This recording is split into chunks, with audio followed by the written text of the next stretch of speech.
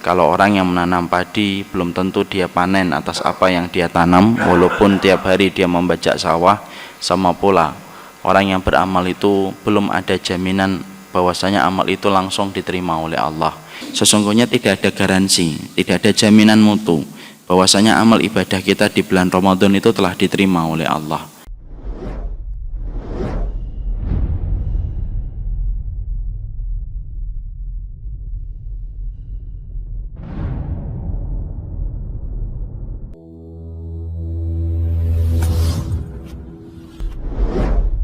Bapak dan Ibu yang semoga Allah rahmati, sebelum kita akan meneruskan kajian kitab kita membahas tentang masail al-jahiliyah, tentunya saya mengingatkan kepada diri Ana secara khusus dan mengingatkan kepada semuanya yang saya cintai karena Allah Subhanahu wa taala, bahwasanya hari ini kita memiliki status yang sama. Status yang sama yang menyamakan dan menyatukan kita adalah kita memiliki status sebagai alumni Ramadan. Status ini memiliki konsekuensi. Kalau kita menjadi alumni SMA negeri 1, 2, sampai 10, tidak ada konsekuensinya. Tapi kalau kita menjadi alumni Ramadan, tentunya ada konsekuensi yang harus kita pahami, harus kita mengerti, terutama bagi anak sendiri dan bagi semuanya. Maka yang kita harus pahami adalah tidak setiap amal yang dilakukan manusia itu otomatis diterima. Karena sesungguhnya menjadikan amal yang kita lakukan dapat diterima oleh Allah bukan sesuatu yang gampang dan bukan sesuatu yang mudah. Allah itu hanya menerima yang terbaik, dan Allah tidak menerima sesuatu dari amal ibadah apabila terdapat di dalamnya cacat. Dan Allah menegaskan tidak setiap amal yang dilakukan manusia dan tidak seluruh perbuatan yang dilakukan manusia itu diterima oleh Allah. Dalil aklinya adalah kalau kita sering menjumpai ada petani menanam padi, susah payah dia membajak sawah, tapi belum tentu apa yang dia tanam akan dia panen setelah 3 bulan. Berapa banyak petani setelah susah payah dia nanam, ternyata dia tidak pernah panen. Kita menemukan orang yang merintis bisnis, belum tentu dia sukses di dalam bisnisnya. Berapa banyak orang yang merintis bisnis, urung kerajaan bisnisnya terwujud, disebabkan bisnisnya selalu hancur. Di situ kita menjumpai kalau orang yang merintis bisnis belum tentu sukses. Kalau orang yang menanam padi belum tentu dia panen atas apa yang dia tanam, walaupun tiap hari dia membajak sawah. Sama pula, orang yang beramal itu belum ada jaminan bahwasanya amal itu langsung diterima oleh Allah. Karena menjadikan amal diterima oleh Allah itu bukan sesuatu yang gampang dan bukan sesuatu yang mudah. Makanya mungkin saya pernah nyampaikan sebuah kisah dari Hasan al-Basri. Hasan al-Basri itu salah satu tokoh tabi'in, ulama tabi'in yang hidup setelah masa para sahabat. Bapak mengerti, murid-muridnya memperhatikan gurunya. Kalau mereka memperhatikan gurunya, mereka mendapati guru mereka itu kalau hari Kamis sore selalu nampak sedih, nangis. Mereka memberanikan diri untuk bertanya, "Wahai guru kami, kenapa setiap hari Kamis sore kami menjumpai engkau meneteskan air mata sedih? Yang membuatmu sedih pada hari Kamis sore itu apa?" Hasan al-Basri kemudian menjawab, "Sesungguhnya hari Senin dan Kamis merupakan hari ditampakkannya amal manusia kepada Allah dan dilaporkannya perbuatan manusia kepada Allah dalam sepekan. Dan saya khawatir betul bahwasanya ketika malaikat sedang sibuk melaporkan amal setiap manusia kepada Allah, ternyata tidak ada yang dilaporkan dan ditampakkan oleh malaikat kepada Allah karena tidak ada satupun yang berkualitas. Itulah yang menjadikan aku sedih setiap hari Kamis memikirkan bagaimana nasib perbuatan dan amal yang aku lakukan." Di situ kita menjumpai seorang Hasan al-Basri saja faham betul ternyata menjadikan amal diterima, membuka pintu langit, dicatat oleh malaikat raqib bukan sesuatu yang gampang. Makanya kita dapatkan ada salah satu ulama, Atha, dia itu pedagang kain. Maka pernah ada orang yang akan membeli kainnya, dibolak-balik kainnya, teliti betul pembeli itu, hampir dibayar. Ketika mau dibayar, tiba-tiba ada aib dan cacat pada kain yang akan dia beli. Akhirnya pembeli itu berkata, tidak jadi, ada aibnya, ada cacatnya. Atau ketika menerima kain itu kembali sedih, nangis dia. Orang pembeli itu mengira menangisnya Atok disebabkan dia tidak jadi beli kain itu. Lalu berkata, kalau aku tidak jadi membeli kain ini menjadikan kamu nangis, sedih, ya sudah, tidak apa-apa, aku beli saja kain itu. Tetapi Atok kemudian berkata, tangisanku bukan karena kain urung kamu beli, tapi tangisanku adalah mengingatkan, perkataanmu mengingatkan, kalaulah kain yang aku datangkan dari negeri yang jauh, aku simpan di gudang rumahku, aku pilih yang baik sebelum aku jual, dan aku pingin tidak ada cacat pada setiap barang yang aku jual. Itu pun ternyata masih ada cacatnya ketika terlewatkan, dan itu menjadikan kamu tidak sudi membelinya walaupun saya sudah mendatangkan dari tempat yang jauh sebelum saya taruh di pasar ini. Maka ketika kain ada cacatnya kamu kembalikan dan tidak sudi membayarnya, bagaimana dengan amalku nanti kalau ada cacatnya? Karena Allah pasti tidak akan pernah menerima amal ibadah ketika terdapat di dalamnya ada cacatnya. Maka itulah yang menjadikan sahabat, yang menjadikan Atok kemudian menangis ketika memikirkan amal ibadahnya belum tentu diterima oleh Allah. Disitulah kita paham, Pak, disitu kita mengerti bahwasanya amal itu betul-betul menjadikan amal diterima itu sulit dan susah. Sama dengan Ramadan, menjadikan amal Ramadan diterima itu bukan sesuatu yang gampang, bukan sesuatu yang mudah. Dan kita sering miris kalau di akhir Ramadan kita sering sekali menjumpai tulisan-tulisan merayakan hari kemenangan. Lu yang menjamin kita menang ini ya siapa? Tapi itulah yang kita sering jumpai. Tetapi itulah yang menjadikan kita akhirnya faham sesungguhnya tidak ada garansi, tidak ada jaminan mutu bahwasanya amal ibadah kita di bulan Ramadan itu telah diterima oleh Allah. Makanya salah satu di antara musibah orang yang beramal, kata Imam Ibnu Qayyim, yaitu adalah ketika mereka terlalu pede dengan perbuatan ibadah yang telah mereka lakukan.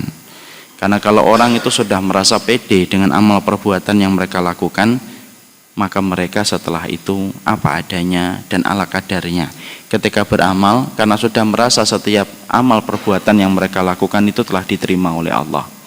Makanya inilah yang menjadikan kita betul-betul bermuhasabah. Sesungguhnya menjadikan amal diterima itu tidak gampang dan tidak mudah. Makanya kalau boleh kita merujuk dan mencontoh para sahabat Nabi. Para sahabat Nabi ketika mereka meninggalkan Ramadan, apa yang dilakukan oleh mereka? Maka Imam Ibnu Rajab itu berkata di dalam kitabnya Lataiful Ma'arif, kana sahabatu yad'unallaha fi sittati asyurin ayataqabbala minhum a'malahum.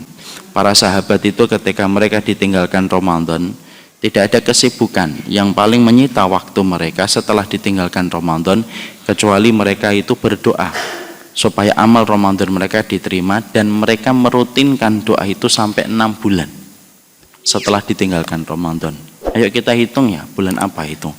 Syawal, Dzulqa'dah, Dzulhijjah, Muharram, Safar, Rabiul Awal. 6 bulan. Dan terus mereka berdoa supaya mereka amalnya diterima oleh Allah, karena mereka tahu betul menjadikan amal diterima itu bukan sesuatu yang gampang. Makanya kalau antum dan saya kemarin ketika pada waktu di bulan Syawal kita mengucapkan kata taqabbalallahu minna wa minkum, dijawab taqabbal ya karim. Kalau antum bertanya apakah itu datang dari Rasulullah Ustaz? Enggak, Rasulullah enggak ngucapin itu. Apakah itu disampaikan oleh Nabi? Enggak, Nabi enggak ngucapin itu. Terus siapa pertama kali yang memberikan contoh taqabbalallahu minna wa minkum? Sebagian dari salaf yang mencontohkan itu, sebagian dari sahabat yang mengucapkan itu. Kenapa para sahabat mengucapkan taqabbalallahu minna wa minkum sampai dijawab taqabbal ya karim? Karena sesungguhnya para sahabat tahu menjadikan amal itu membuka pintu langit itu susah. Makanya sampai mereka memahami itu, makanya mereka bukan hanya berdoa untuk dirinya sendiri, tetapi sampai mereka meminta doa itu dari teman-teman yang mereka jumpai di bulan Syawal supaya amalan Ramadan mereka itu diterima oleh Allah. Dan sampai itulah yang menjadikan mereka berkata taqabbalallahu minna wa minkum, yang artinya bukan mohon maaf lahir dan batin. Artinya adalah semoga Allah terima amalmu dan amalan kita semuanya. Dijawab sama orang yang dengar, taqabbal ya karim, Ya Allah, terima ya Allah permohonan kami. Dan itu diucapkan para sahabat. Saking besarnya khawatir mereka ketika mereka merasakan bahwasanya Ramadan diterima itu bukan sesuatu yang gampang. Makanya kita harus paham, Allah itu tidak meminta yang banyak, tapi Allah itu minta yang berkualitas. Makanya saya pernah nyampaikan, Ramadannya Rasulullah itu kapan sih mulai dilaksanakan oleh beliau? Tahun 2 Hijriah. Kapan beliau mangkat dan wafat itu? 10 Hijriah. Pada tahun 10-nya itu beliau tidak melaksanakan karena belum sampai Ramadannya meninggal terlebih dahulu. Berarti Nabi melaksanakan Ramadan hanya 9 kali. Bandingkan dengan saya, 12 tahun balik. Umur sekarang 38. 38 dikurangi 12, 26. Berarti saya sudah 26 kali melaksanakan Ramadan. 3 kali lipat yang pernah dilakukan Nabi di dalam puasanya. Tapi apakah Ramadan saya, Bapak dan Ibu, bisa nandingi Ramadannya Rasulullah yang hanya 9 kali? Wallahi, mustahil kita akan menandingi Ramadannya Rasulullah. Disitulah kita faham, Allah itu tidak minta yang banyak. Allah itu minta yang berkualitas, yang tidak ada cacatnya. Makanya inilah yang menjadikan kita faham. Menjadikan amal kita tidak ada cacatnya itu salah satunya dengan doa. Makanya kalau kita hari ini, saya, Bapak kan sama statusnya. Kita ini sama-sama alumni Ramadan. Kalau kita memiliki status yang sama, ayo jangan pernah lupa bahwasanya Ramadan itu supaya tidak langsung hilang bekasnya di dalam hati kita, supaya setiap memori kita ingat pada bulan Ramadan, maka di saat itu pula kita akan berdoa meminta kepada Allah supaya amalan Ramadan kita dapat diterima oleh Allah Subhanahu wa taala. Karena sesungguhnya doa itu menjadikan yang jauh jadi dekat. Menjadikan yang mustahil menjadi mustajab. Menjadikan mampu merubah takdir itu doa.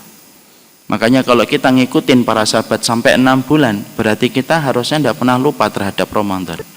Kita melewati waktu yang mustajab, ayo kita berdoa, Rabbana taqabbal minna fi Ramadan. Kalau kita mau doanya lebih khusus, lebih spesifik, ya doanya Yahya bin Katsir, Allahumma sallimni ila Ramadan wa sallim li Ramadan wa tasallamhu minni mutaqabbala. Tapi insya Allah Bapak tidak ngucapin ini karena tidak hafal dan susah dihafalkan. Tapi kita mungkin berpindah kepada doa yang lebih ringan, yaitu Rabbana taqabbal minna fi Ramadan. Setiap ingat Ramadan, doa itu sampai 6 bulan kalau kita ngikutin para sahabat.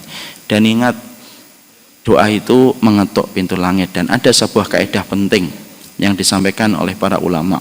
Orang yang rajin ngetuk pintu adalah orang yang paling besar dibukakan pintunya oleh sahibul bait. Bapak dan saya ngetuk pintu sekali, mungkin tidak dibukakan. Karena apa? Mungkin sahibul baitnya tidak dengar. Kalau kemudian kita ketuk 2 kali, maka juga mungkin belum dibukakan. Kenapa? Mungkin sahibul baitnya tidak mendengar. Tapi kalau Bapak rajin ngetuk pintu, ibarat kata dari jam 7 pagi sampai jam 12, maka insya Allah akan dibukakan. Apa kaitannya dengan doa, Ustadz? Oh, kaitannya erat, kata Hasan Al-Basri. Doa itu ngetuk pintu langit, Pak. Makanya Hasan Al-Basri berkata, orang yang rajin berdoa, maka dia rajin mengetuk pintu langit. Dan orang yang rajin mengetuk pintu langit adalah orang yang lebih besar kemungkinan dibukakan pintu langit untuknya, dan hajat yang dia minta diterima oleh Allah. Bisa jadi, bukan bisa jadi, mungkin ada tarawih saya yang tidak sempurna. Doa hari ini, moga-moga doa itu memperbaiki apa yang rusak dalam tarawih yang kita lakukan. Bisa jadi puasa Bapak ada cacatnya. Doa Pak, Rabbana taqabbal minna, yang asalnya amal puasa kita itu hampir-hampir tidak diterima, tapi karena kita rajin berdoa, Allah rubah takdirnya. Bisa jadi itikaf kita tidak sempurna. Ketika itikaf kita mungkin masih banyak didominasi dengan urusan dunia, WA-nya masih aktif, teleponnya sering berdering. Bisa jadi itikaf kita tidak sempurna, tapi bisa jadi dengan doa Allah menyempurnakan iktikaf yang kurang sempurna itu dengan doa yang kita panjatkan. Makanya inilah yang menjadikan kita memahami siapapun hari ini yang kesan Ramadannya tidak lekas hilang, beruntung karena dia akan banyak berdoa kepada Allah supaya Ramadannya diterima oleh Allah Subhanahu wa taala. Saya pernah ditanya, ada korelasi kuat ini. oleh seorang jamaah, bapak-bapak. Ibu saya meninggal itu 10 tahun, Ustaz. Tapi kenapa ya bayang-bayang ibu saya tidak pernah lepas dari pikiran saya. Saya kemudian menjawab, Bapak dijadikan tidak cepat lupa terhadap apa yang telah dilalui oleh ibunya ketika meninggal dunia. Karena Allah itu ingin supaya Bapak ketika ingat itu, Bapak akan mendoakan. Yang kita khawatirkan itu kalau ditinggalkan orang yang kita cintai, kemudian kita sudah lupa. Kalau sudah lupa, jarang mendoakan. Sama pula, kalau hari ini ada di antara saya, Bapak, kok kesan Ramadannya belum hilang? Masuk sholat subuh tadi, ingat ya Allah kayak Ramadan ini. Misal, maka setiap kita kesan Ramadannya tidak hilang, maka kita akan banyak berdoa. Makanya moga-moga kita rajin berdoa untuk meminta supaya Ramadan kita diterima dan supaya kesan Ramadan itu tidak cepat hilang dari diri kita. Karena kita paham, tidak semua orang yang beramal otomatis diterima oleh Allah sampai kita memberikan yang terbaik. Makanya kan Bapak pasti merutinkan apa yang dirutinkan Nabi. Apa yang dirutinkan Nabi kalau habis sholat subuh? Yang dirutinkan Nabi kalau habis sholat subuh, ada zikir yang tidak pernah ditinggalkan Nabi. Apa zikir yang tidak pernah ditinggalkan Nabi ketika habis sholat subuh? Allahumma inni as'aluka ilman nafi'an wa rizqan thayyiban wa amalan mutaqabbala. Ya Allah, aku meminta kepadamu ilmu yang bermanfaat, rezeki yang baik dan amal yang diterima. Kenapa Rabb kita, kenapa Rasul kita meminta setiap waktu membuka hari sebelum matahari terbit? Rasulullah itu minta supaya amalnya diterima. Karena orang yang paling faham tentang Allah itu ya Rasul. Dan Rasulullah faham betul bahwasanya nabinya, bahwasanya Rabbnya itu belum tentu menerima setiap amal, dan Nabi memperkuat doa. Makanya Nabi Ibrahim ketika habis membangun Ka'bah, apa yang didoakan oleh Nabi Ibrahim? Rabbana taqabbal minna. Ketika Nabi Ibrahim habis membangun Ka'bah itu doanya Rabbana taqabbal minna innaka antas samiul alim. Ya Rabb, ini loh Ka'bah yang kami bangun, terima ya Allah, terima ya. Sesungguhnya engkau adalah maha mendengar lagi maha mengetahui.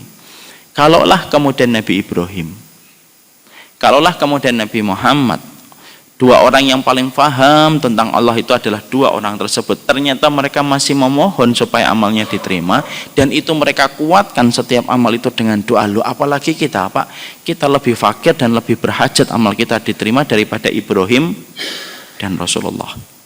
Makanya inilah yang menjadikan kita yang pertama, semoga kita di bulan Dzulqa'dah, sekarang tanggal 6 kalau tidak salah, kita banyak berdoa semoga amal kita diterima. Bukan hanya Dzulqa'dah, Dzulhijjah, Muharram, kemudian Safar, Rabiul Awal, terus supaya amal kita diterima oleh Allah. Itulah yang pertama yang sering kita lupakan.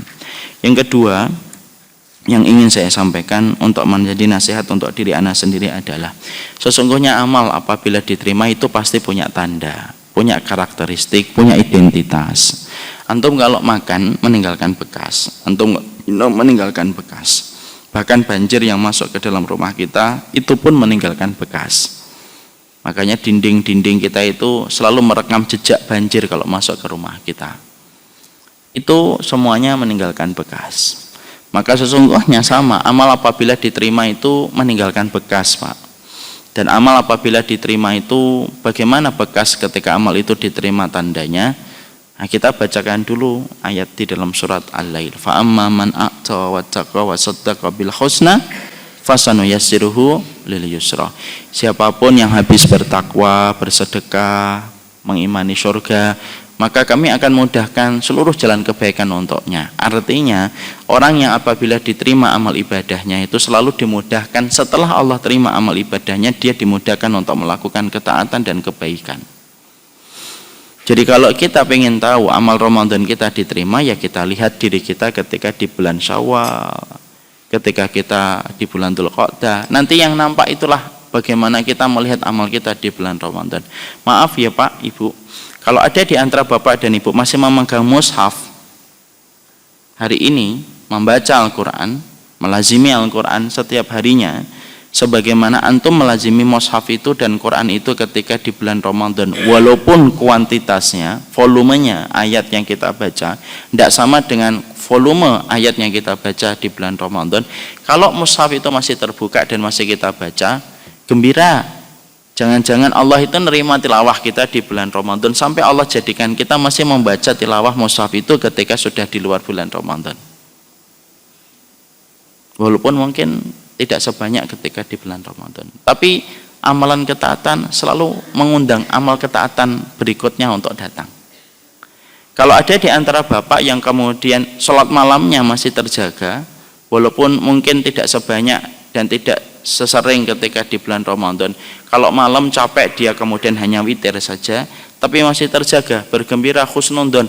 Jangan-jangan terawihnya saya, terawihnya bapak di bulan Ramadan kemarin diterima oleh Allah, dibolak-balikan hati kita untuk tetap melaksanakan sholat malam dan tetap menghiasi malam-malam kita sebagaimana malam-malam kita dihiasi dengan sholat tarawih ketika di bulan Ramadan. Hanya sholat malam itu terjaga Pak, harusnya. Minimal kalau tidak mampu sholat malam, minimal sholat witir. Karena tidak ada sholat yang paling utama setelah sholat wajib kecuali sholat witir. Witir boleh dilakukan sebelum tidur, boleh dilakukan setelah tidur. Kalau bapak tipenya orang yang apabila tidur itu Masya Allah ya, ibarat gajah lewat tidak kedengeran ya, witir sebelum tidur dijaga gitu. Kalau ada sholat malam kita yang terjaga semacam itu, berarti itu tanda mungkin Allah terima sholat tarawihmu dan Allah tidak biarkan kamu kecuali terus melakukan ketaatan itu, karena yang menggenggam hatiku dan hatimu Allah. Dan kalau Allah sudah menerima satu amal, maka Allah bolak-balikan hati kita untuk tetap berada pada ketaatan itu sampai nanti kita meninggal dunia. Kalau sedekah saya diterima Pak, sedekahnya Bapak diterima, sedekahnya Ibu diterima di bulan Ramadan, maka Allah pasti akan membiasakan kita tetap sedekah walaupun kita di bulan Dzulqa'dah. Kenapa? Karena itulah cara Allah ketika menerima satu ibadah yang dilakukan manusia. Makanya moga-moga setiap ketaatan yang kita lakukan, parade ketaatan, parade ibadah yang kita kerjakan di bulan Ramadan itu tidak cepat hilang, masih terjaga walaupun mungkin kuantitasnya, volumenya tidak sebanyak di bulan Ramadan, tapi ada komitmen bagi kita menjaga, dibuka kembali tilawahnya. Ini nasihat untuk saya ya, Bapak ngambil alhamdulillah, sedekahnya tetap terjaga. Kenapa? Setiap kita memaksakan ibadah itu Pak, berarti kita sedang menjadikan bahwasanya Allah itu insya Allah akan menerima imal ibadah kita di bulan Ramadan ketika kita masih membiasakan ketaatan itu. Dan tidak perlu bagi kita untuk beribadah kepada Allah itu hanya di bulan Ramadan saja. Rabb yang kita sembah di bulan Ramadan itu sama dengan Rabb yang kita sembah di bulan Dzulqa'dah, tidak beda. Dan tidak ada manusia yang paling buruk kecuali adalah manusia yang hanya mengenal Allah di bulan Ramadan saja. Abdullah bin Mas'ud sampai berkata, bi'sal mar'u man adraka rabbahu inda Ramadan. Orang yang paling buruk di bawah kolong langit, kata Abdullah bin Mas'ud, orang yang berzina, iya, tapi bukan itu saja. Orang yang mencuri, iya, tapi bukan itu saja. Tapi orang yang paling buruk di bawah kolong langit itu adalah orang yang kenalnya Allah itu hanya di bulan Ramadan tok. Seakan-akan dia tidak langsung berkata Allah itu hadir kalau di Ramadan, kalau selain bulan Ramadan tidak hadir. Dan itulah yang menjadikan kita memahami apa yang dikatakan oleh para ulama, kunu rabbaniyin wala takunu ramadhaniyin. Jadilah hambanya Allah dalam setiap waktu, jangan menjadi hambanya Allah hanya di bulan Ramadan saja. Menjadi muslim itu dalam segala muslim, tidak menjadi muslim hanya di satu musim.